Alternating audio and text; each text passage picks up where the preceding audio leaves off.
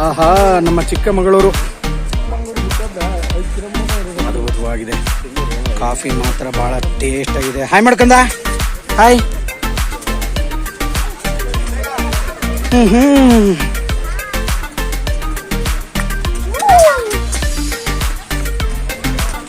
ಸಿಸೆ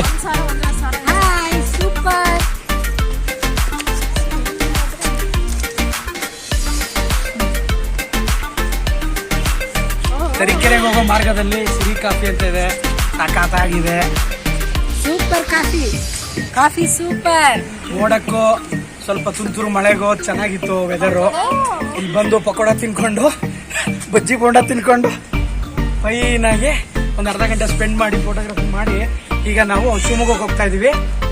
thank you.